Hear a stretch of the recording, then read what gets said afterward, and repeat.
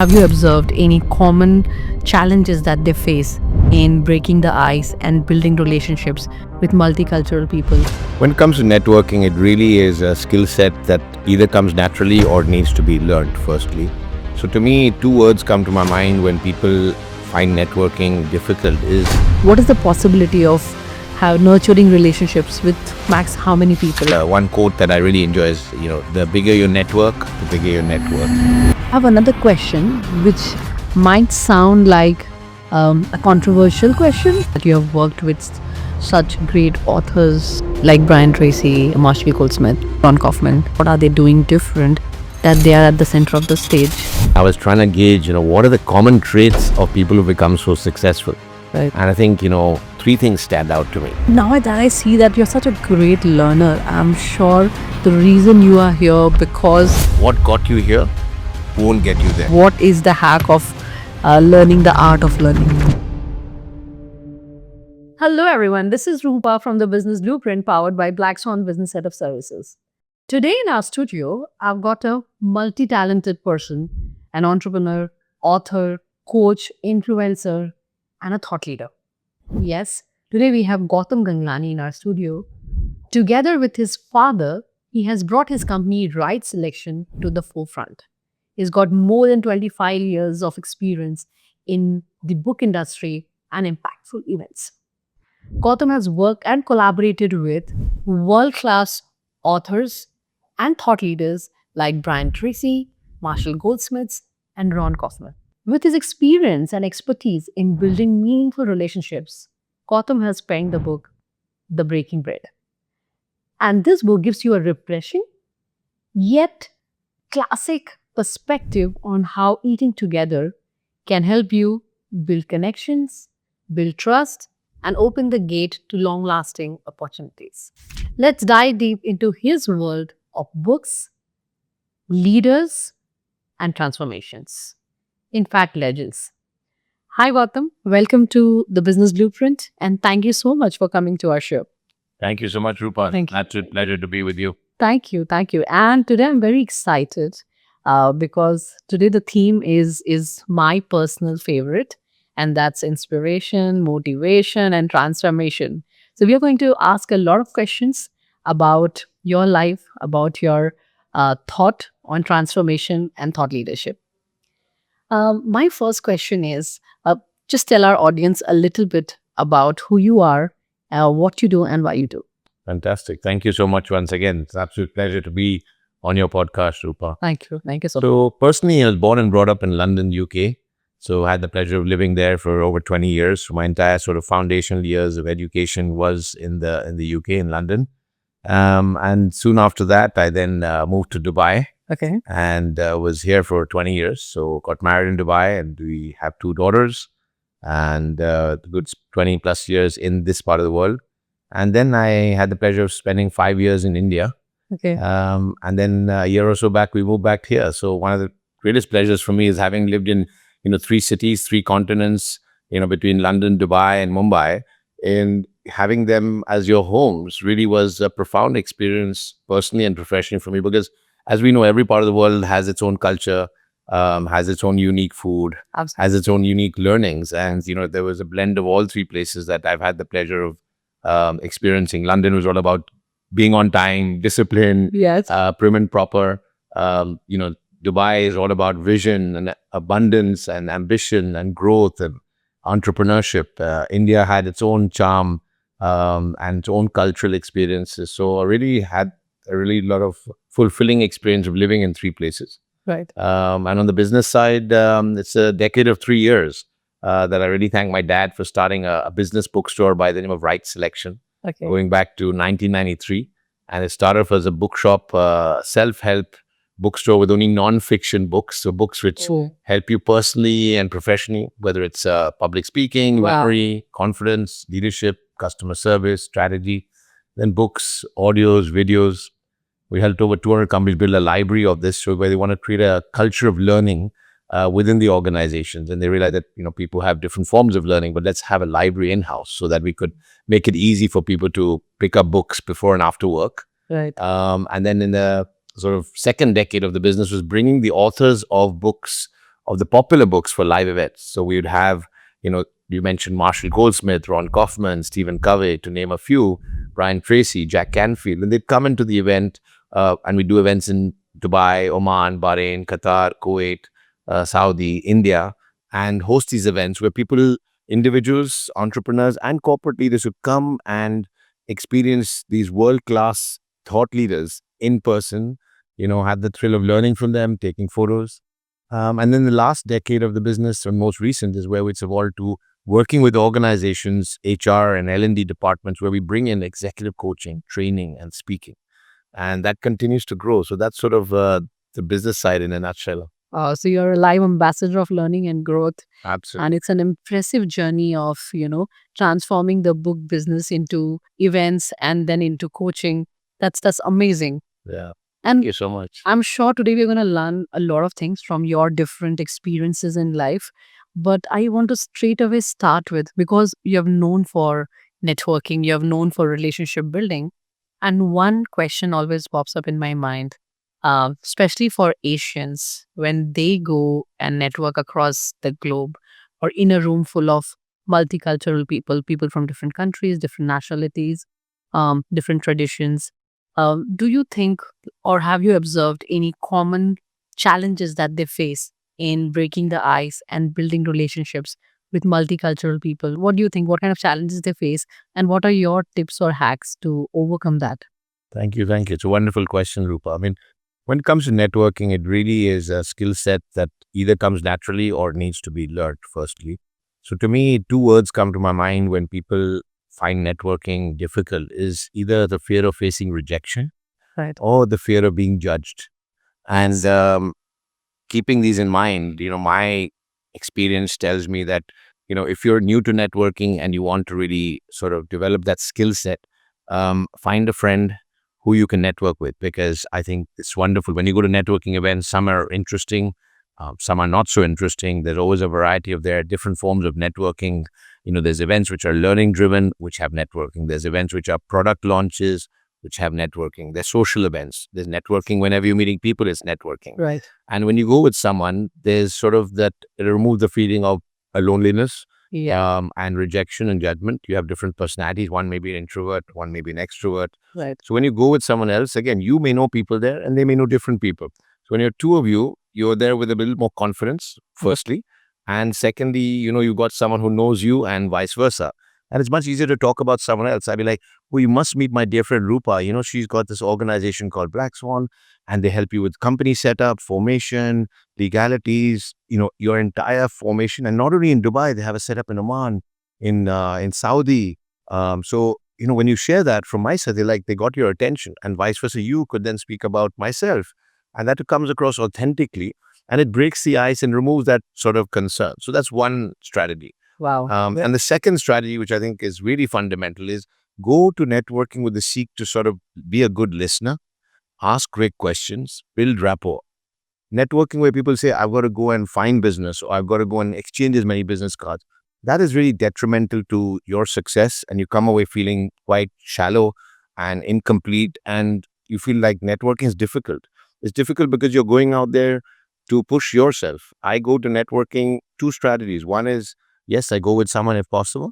And secondly, I go there to say, let me ask some open-ended questions so people get a chance to speak. When people are speaking, they build rapport, they feel comfortable, you get to listen to what they're saying, and on their response, you can then ask another question. And the more they share, they're like, wow, they really like that person. Rupa was wonderful. She was a great listener. She took interest in what I was sharing. And therefore, you build rapport and you feel at ease, and you basically build great relationships. So being a good listener, asking questions, being curious, these are ways to really enjoy a networking experience. Very true. Very, very impressive. And this reminds me of, like, even when I remember about our childhood and when we go to a new school. Oh, yeah. I've seen people who have gangs with them, or who have bunch of friends. They are more confident in the school compared to the lonely guy sitting on the bench or a desk in the corner of the room. So I think this is something from some people can learn from their childhood. Well, that's a wonderful experience. And I do that with both my daughters, when they move back to Dubai. One's going to university here, one's going to school. And I said to them, your first month's focus is to find, one good friend, if not, a group of friends. Because once you've got a group of friends, automatically, I saw their self-esteem, their confidence, and it reflected on their education. If they felt alone, their education was, below par because they were not in the best emotional feel good factor, that state of mind. So you Right. hit the great example of the school is like you're building and having friend circle. It directly correlates to your success in school. So the same in business. You have a great network where you have a relationship with that network has a direct correlation to your business. Very true. And also, like you said, I really like that part that when somebody else is going with you, a friend Yeah. or a known person, when he talks about you and he endorses you, that creates more impact than you going and talking about yourself. Yeah. So that's also a very, very good strategy. Thank Yeah. you. Thank you for such a good My pleasure. perspective. Now, I feel sometimes, I don't know, relationship building is called as a superpower. Do you think that relationship building is overhyped? Like practically a person, what is the possibility of how nurturing relationships with max how many people? Like one person can nurture a relationship with how many people, and especially for organizations that are growing and you have many clients, or when your vendors, clients, and audience increases, how do you build quality and meaningful relationship with so many people? And how do you get to know that yes, the relationship is built? What's the hints that it's working? Yeah. That's a great question. I mean, there are a lot of myths about networking, but to me, the one quote that I really enjoy is, the bigger your network, the bigger your net worth. Right. And it really does resonate with me. And to me, networking is something that is a company or CEOs or entrepreneurs' biggest asset. So really, to answer your question about networking, it's something that's mandatory for every business. Obviously, for depending on the line of business, from real estate to the other industries, it becomes more and more important not only for the CEO, the entrepreneur, but for the team to be comfortable in networking, Yeah. and building relationships. Because anyway, people buy from people they like, they trust, and they have comfort. If you're having a product and service which is, let's say, low in cost, relationships are less important. Like you go to a grocery store and you just buy what you need and you leave. Even then, though, I do say that when you're familiar with your grocery store or you're familiar with people where you go, there's a certain comfort and rapport with everywhere you go. I have someone says, "I'll go to this restaurant because the car is parked and the person knows me. The waiter and the waitress know what I like and I need." So to me, that is also a form of networking. So at the end of the day, it's really about building trust, rapport, comfort. But yes, there can be a bandwidth challenge. So as you grow your network, you say like, then, as you grow your business, then you have additional team members who then will take on. So like, Yeah. as my organization, you say we're three of us who manage relationships, and we found, okay, this is the number that I'm comfortable to manage personally.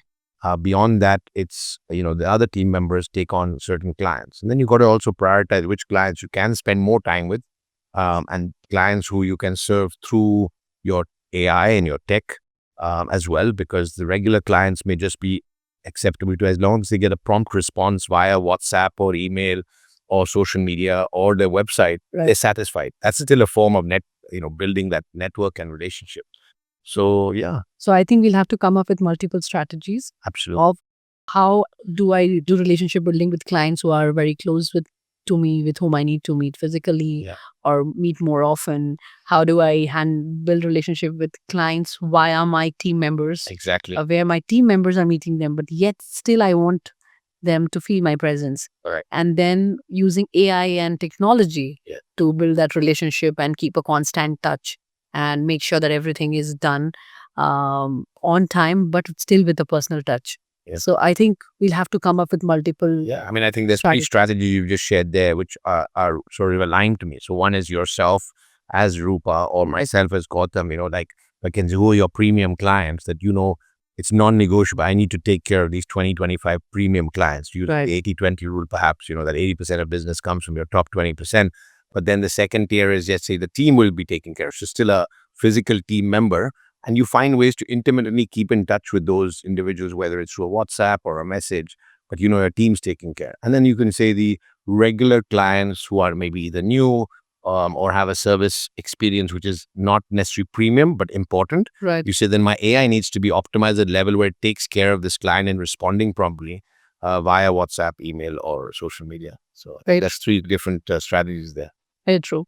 I have another question, which might sound like a controversial question, but then still I want to know that whether building relationship has an internal bias. Is there any hierarchy that has to be followed that, okay, entrepreneurs only need to spend more time and build relationship with entrepreneurs?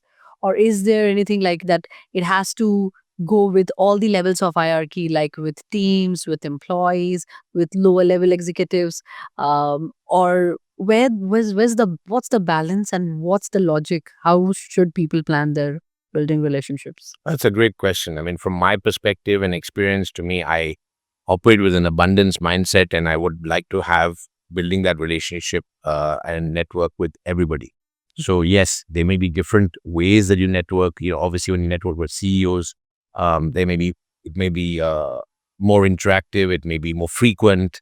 And then you say you got network with your suppliers. It may be networking with your teams. Like in the team side of thing, my philosophy was that we would even have a monthly team lunch where everyone brings their own cuisines together, talk of breaking bread. They all bring their cuisines and we try each other's food. So it becomes like an experience, a cultural experience. But the bonding that happens because of 6, 8, 10 people having a meal together. And obviously, the larger the organization, you're just going to find that formula is saying, okay, even if I do it once a month, once a quarter, there should be some way that I connect with my team. The frequency will depend on the size of the organization, but definitely it's not to be ignored or taken lightly. Right. Because at the end of the day, you just never know what you can learn as an entrepreneur, and the opportunities sometimes come from what I say unexpected places. You could learn from your team because they're in a relaxed frame of mind over a conversation, over a meal. That's some area of improvement in the company or some new idea which they've just not had the chance to share with you because it's just a formal structure. Right. So to me, I look at breaking bread and building relationships and networking at all levels. The frequency may vary, but I know for sure there's value in building those relationships. And sometimes, as I said, the unexpected, bonuses that come as well. Absolutely. Yes. So I'm sure people I've seen that people share different perspectives in different environments. When there's a boardroom happening, people come up with different ideas, they have different opinions.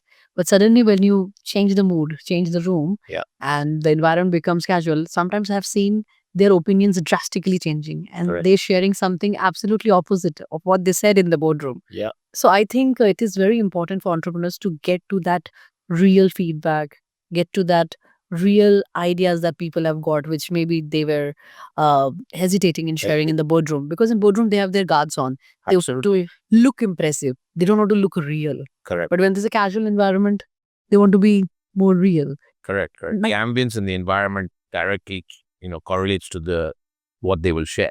Right. The more relaxed they are, the environment's relaxing. It could be the dress code that's relaxing. It could be the location that's relaxing. And the moment that is, they're able to share what that answer may be behind the scenes, which they will not share in a formal setting. So, Very true. if it's only a formal setting, it's a missed opportunity. Absolutely. Now that we are talking about teams, that reminds me of one question that I really stored for you. And this is my personal challenge, and I'm sure many face this challenge. I've heard in your podcasts and in the articles that I've read about you that how you took that bookstore and you transformed it into a business where you were making libraries Yes. in organizations so that their team members and people there can take advantage of it, read and grow and transform their lives. Now, with this, as a person, definitely, I believe in the concept that books can really change people's life. And a lot of times I've tried to bring that to my team, like, with a lot of enthusiasm, I started a group, a WhatsApp group, and I made volunteers and I said, okay, now we will read book. Everybody will read one chapter, share the summary, Yeah. try to do some activities. But trust me, every time I've tried, I've failed. Somehow it's not working. Either I'm doing something wrong or maybe, there's something is missing. Since you have worked with so many organizations who have successfully done it, what is your observation? What are they doing right, and how to actually do for other organizations who want to put this as a culture? How should they go about it? From my experience, Rupa, working with several corporate organizations throughout the Gulf region and where we work with HR and L&D heads, ultimately what they're looking is how do we create an organization with a culture of learning, a culture of self-improvement or progress. And yes, books was the primary way of learning in the past. Today, as we know, with the speed of change, we have this fantastic podcast that we're on today. Yeah. So that's one form of learning. There's LinkedIn, which is another form of consuming content. There's YouTube. There's audiobooks. There's videos, be it YouTube or video-based learning. There's several different ways of learning. Organizations have now accepted that ultimately we want to create a hunger for learning, continuous improvement, upskilling, and knowledge-based. Exactly. So I would say yes, reading is still encouraged. Even for me, I'm an audio person. I love listening to audiobooks every day. But I know that deep down, it's a different part of my brain that also needs to read even 15 minutes a day, although it's not my preferred method personally. And everyone has different preferred methods. Some like watching videos, some audios, and some reading. So I think ultimately what I would share in summary is that cultivate a learning culture in organizations is fundamental, and encourage people to learn in the format that they prefer, because you do not want them to be encouraged to read if their preference is audio or video, because then there'll be resistance, and the resistance they may not learn at all. Yeah. Or there'll be a awkward energy or a discomfort. Right. And you'll be like, ultimately what do I want is that they have a hunger to grow, hunger to learn, because whatever format they learn will help them personally and professionally. So I think reading becomes a very good option, can be encouraged, but ultimately it's about creating a learning culture, whatever format that team member is receptive to, encourage them. Wonderful, wonderful answer. I think yes, I that mind it shouldn't be only books. Yeah. It's about learning. So and different people, and as time is changing, people prefer different forms of learning. So we can inculcate that into it. Absolutely. Wonderful.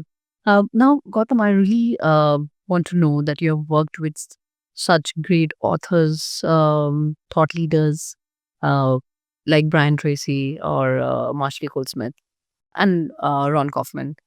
You have worked closely with them. What have you observed in their life? What are they doing different that they are at the center of the stage? And what a normal person can do to be there. I'm sure many, aspire to be there. So you have seen them very closely. They have been your friends, they have been your mentors.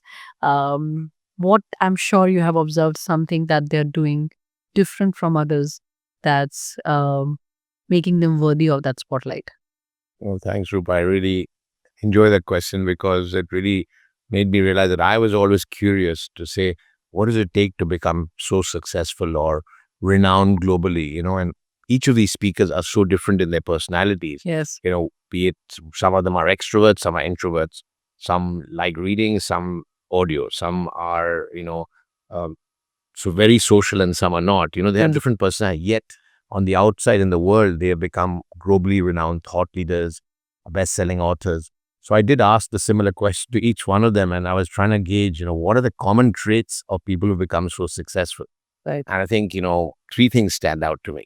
Firstly, they were all people who get up early in the morning. That was seemingly non-negotiable. They would be, call it the 5 a.m. club, but they were all up early. And they had this sort of second thing. They had this sort of investment of in themselves. That power hour, as some of them called it, where it included meditation, yoga, reading, journaling, listening to audios.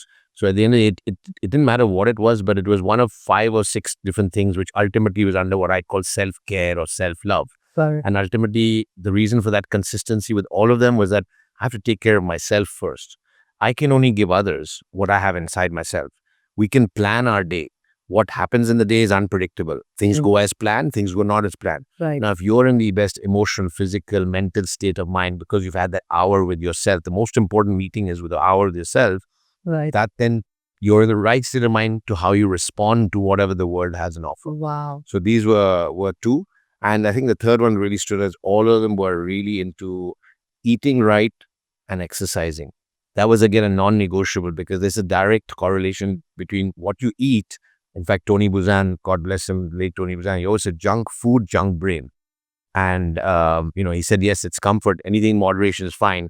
But he eats so healthy till the age of whatever, 75 plus. He was at his top of his game because he said, I was eating healthy. And, wherever we traveled in the world with all of these, I mean, Marshall Goldsmith He used to walk at airports and he did 15, 20,000 steps a day consistently. I traveled with him numerous times. You know, who is Tony Buzan at the age of 75 in a hotel, he would say, you have a pool, make sure that he would do like 50 to 100 laps at 6, 7 in the morning before going on stage. So you realize that these guys were committed. And this is like sometimes you have midnight flights, 1 a.m. flight. That morning exercise before they go on stage at 9 a.m. was non-negotiable. They're like, no, I have to take care of myself. Otherwise, I can't give the best version of myself in the day.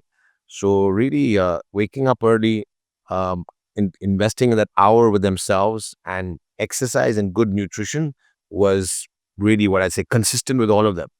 And it made me realize that, what we think is normal or that's our personal life. Actually, no, they said only when we take care of our personal well-being can we be professionally successful. I'm sure 100% all these three is going to in my goal list that I'm going to achieve because I don't have any of them.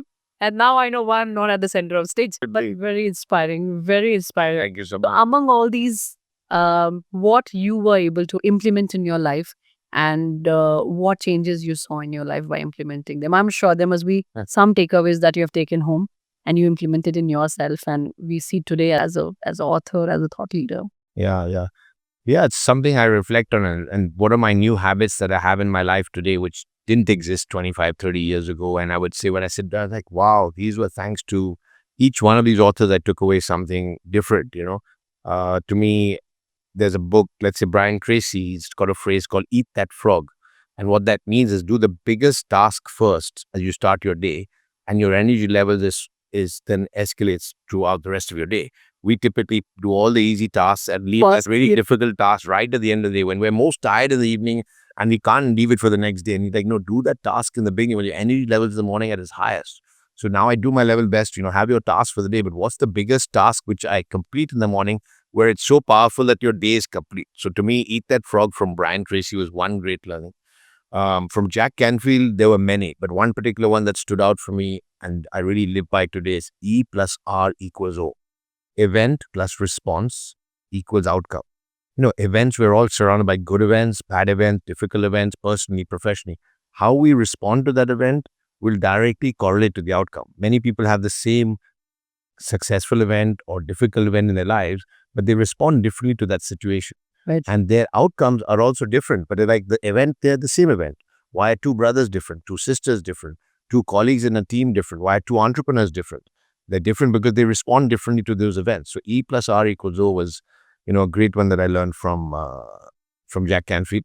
From Ron Kaufman, who wrote the book Uplifting Service. One of his frameworks was it goes from the experience a customer has, from basic to expected to surprising to desired to unbelievable. And a lot of people are in that stage of just doing what's expected. Right. And he always says you should always be in the desired space, just a little bit more than the expected. Right. And from time to time, on merit, you can be surprising.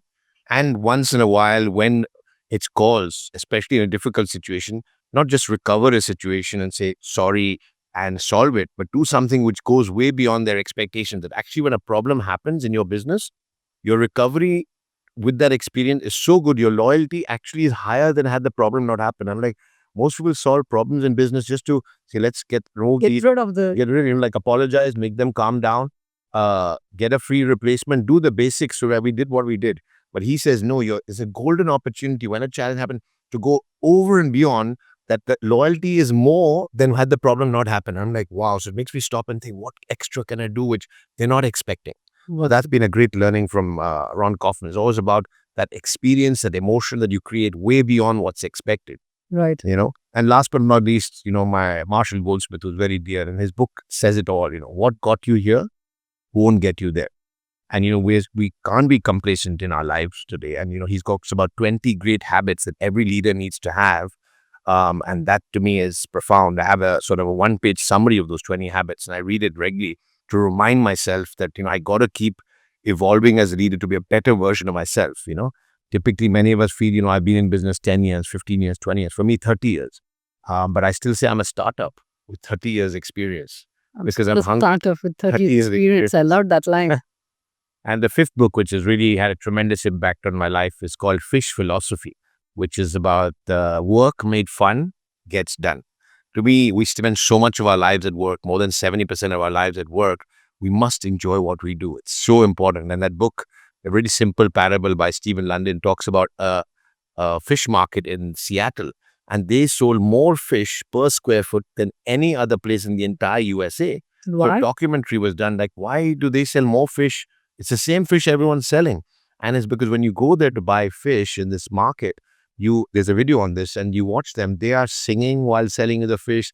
They're catching them, they're juggling with it. So there's an interactive experience. Well, There's music and there's singing. So people go there for the experience. They actually pay more for the fish than they would elsewhere, and they sell more fish. So there it is. I mean, it's if you create an emotional experience and have fun with your customers, they'll give you more business. So to me, that is like an absolute home run. I absolutely endorse that thought. And trust me, a lot of times under my leadership in my organizations where I've worked, I've tried to implement it and I've really seen the impact.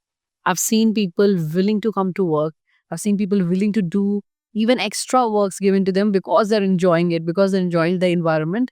And I've also seen teams being built through this fun journey. So I think it's a great responsibility on leaders Yes. to make sure that they should not just get the work done, they should also make the work fun for them to enjoy it. Couldn't agree with you more. A great example, and we use in our company on that, was really that on a team member's birthday, not only did we get a cake, we put balloons up. When you see balloons, you see what it changes the mindset. Suddenly they seem like fun, colors, image, their whole face, they feel good. And just by creating that environment of fun, suddenly there's a sudden, upliftment in their whole productivity. And Yeah, it's all nostalgic. It gets the child child design, absolutely.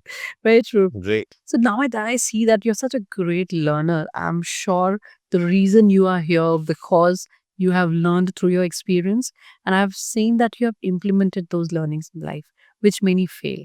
I'm sure a lot of people want to grow. They go through experiences, read books, go to leadership summits, but I've seen, and I think at times even myself, we struggle in implementing those learnings. Yes. Like, for example, I remember a lot of books, I've read them and I was like, wow, what a book, what a chapter, what a paragraph.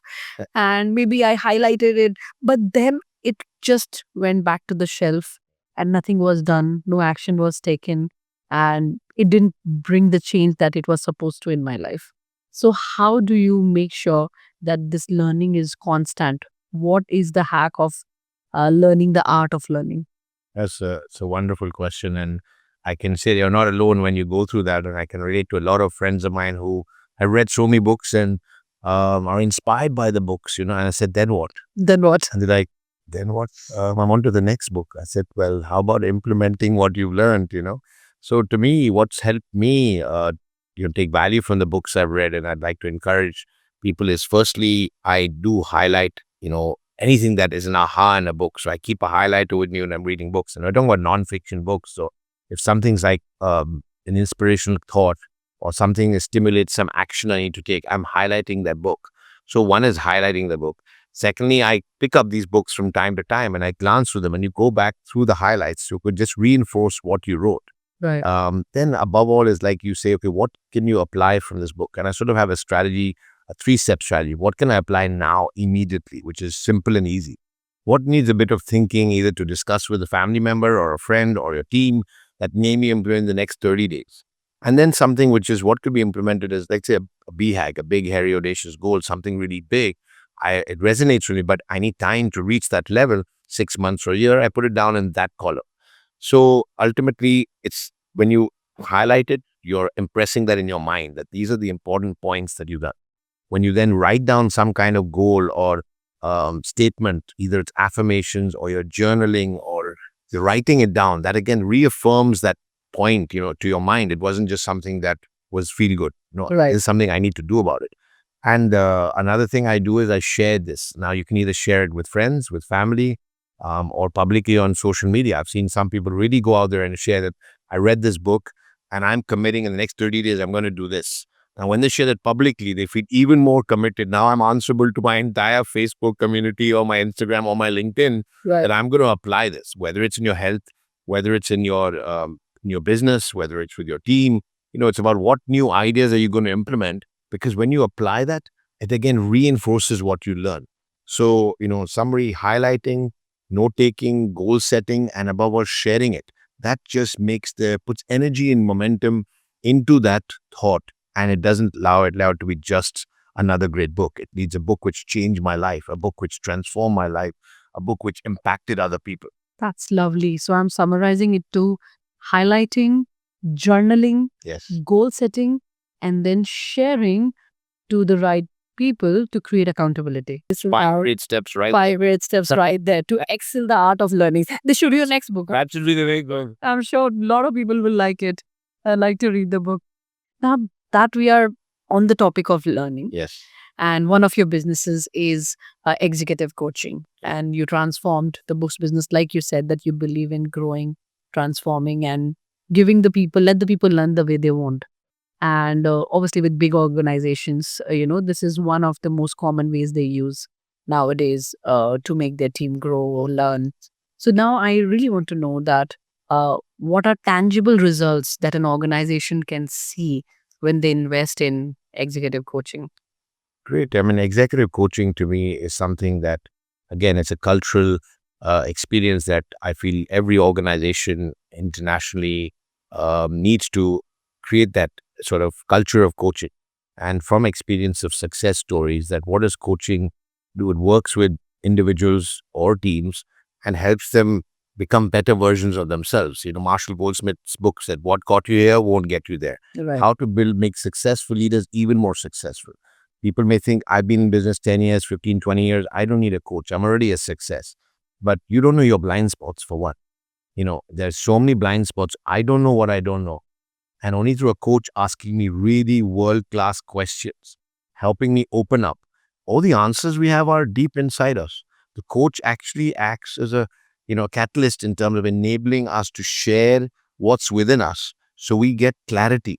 You make informed decisions, not just intuitive decisions. When you have clarity, you're able to make better decisions. Better decisions leads to better productivity, better output, success with you in your career, success with you in your business.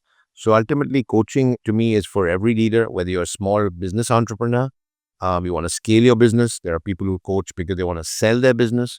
We've coached people in career transition, which is a huge one, where people want to say, I want to excel in my career, either with the same organization or a new organization. And ultimately, there are behavioral changes that come about from it. And the saying is, it's lonely at the top. And I think in COVID time is when the executive coaching business model from our perspective boomed, because people were even more lonely. Like here as a leader, I would meet my team daily, weekly, monthly in person. In COVID, you suddenly you're not meeting anybody except your family. So you had to process so many thoughts. So having a coach in COVID was a much needed sort of value proposition for all leaders. And now even post-COVID, people have had so much value. They realize that, having a coach, in fact, I've had a coach in every area of your life. You can have a fitness coach. You want to improve your fitness. You can have a coach to be a better entrepreneur. You can have a coach for your nutrition, a coach for every area of your life. These sports personalities, whether you say Roger Federer, you say Sachin Tendulkar, you say these sports personalities, they all had coaches. Were they not great? They wanted to be the best consistently.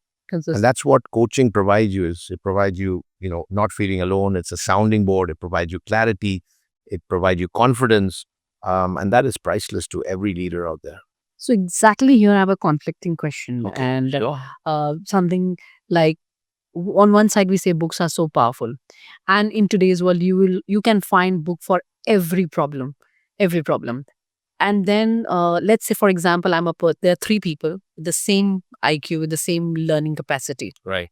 One goes and buys books for all his problems, let's say whether it is cash flow, whether it is discipline, whether it is time management, and reads a lot of books. There's another person who invests the same amount or maybe a little more, like he's spending $70, he's spending now $700 in going and visiting these events where he is listening to these authors and world-class leaders, up front, in front of him, listening to them live. And the third person who's spending maybe $7,000 in hiring coaches and hiring these authors to guide him through personally and through some phases or bring that growth or something. So, and you have witnessed all these three stages because you have been in all these three businesses. So now I want to know where you see the maximum impact and why this difference. That's a fantastic question. And I think it's not one size fits all. Myself, I would say I apply all three. I love reading, listening to podcasts, and that learning is self-learning. That's I do on my own. Right. Attending events has multiple benefits. One, you get to see speakers you don't normally get to see in your life, be it Brian Tracy, Marshall Goldsmith, Stephen Covey, Ron Kaufman. You get to meet the speaker, you get to have a photograph with them, you get to take a picture with them. There's a sort of um, feel good factor in getting to meet a personality like we do in the music industry. You go to and also the networking, which we talked about earlier. When you go for a physical event, you get to network with like-minded, and what I say, like-hearted people. You're getting to meet people who have the same passion and hunger to learn and grow. So therefore, networking is another value add in that experience.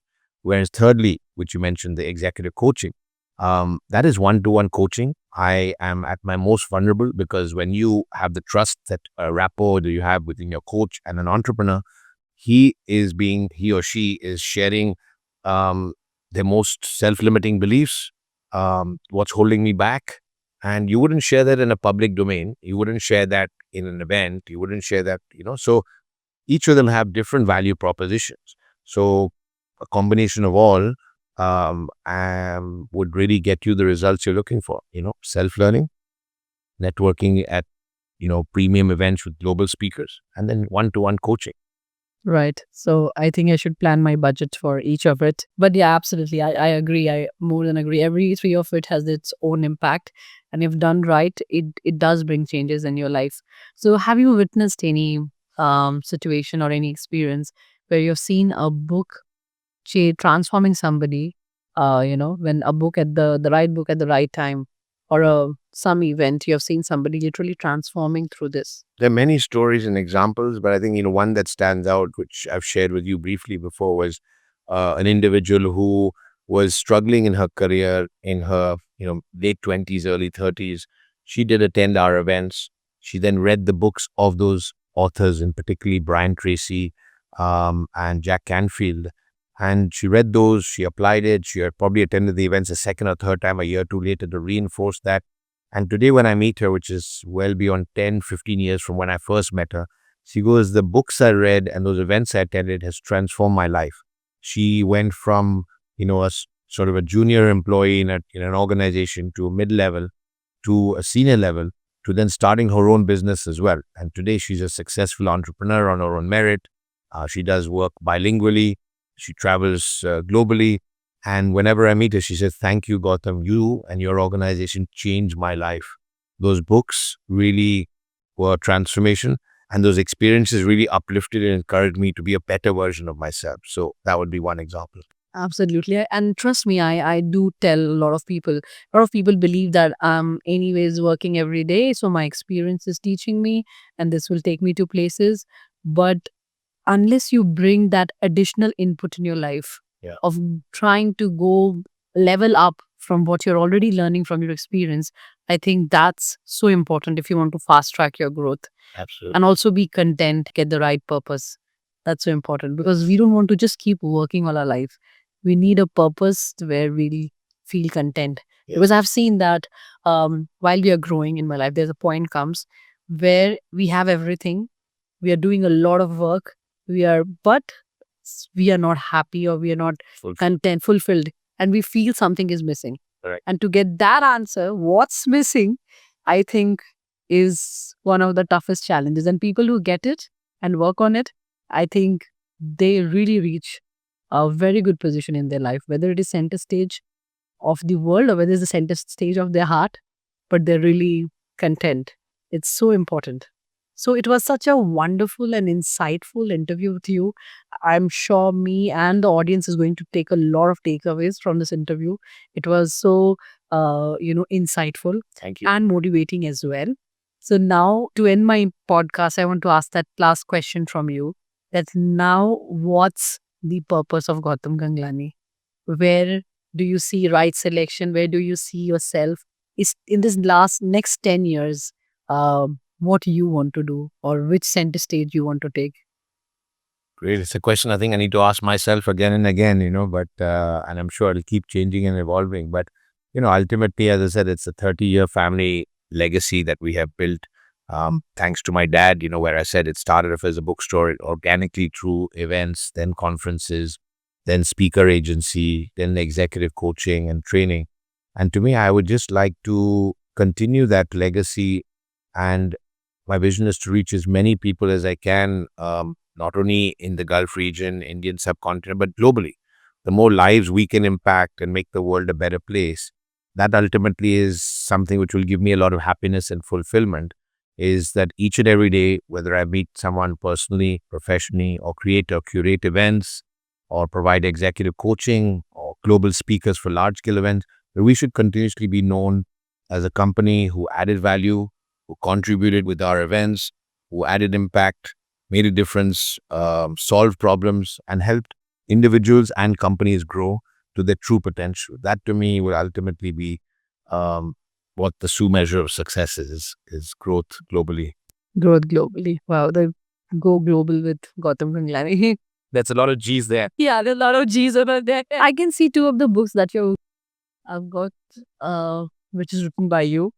One is Breaking Bread, and another is The Magical Book of Affirmations. This is by Jack Canfield. Jack Campbell and Ram Rani and your dad. Oh, wonderful. my dad's actually written 5 books. This is one of my favorite because he summarized Jack Canfield's Chicken Soup for the Soul book into affirmations, which you can read on a daily basis to read. How much you believe in affirmations, and have you implemented it in your life? I believe in it absolutely wholeheartedly. Read affirmations. I open a page every day, Wow. every morning, and I impress that affirmation. As a team, as you've asked as well, we have a WhatsApp group as our team.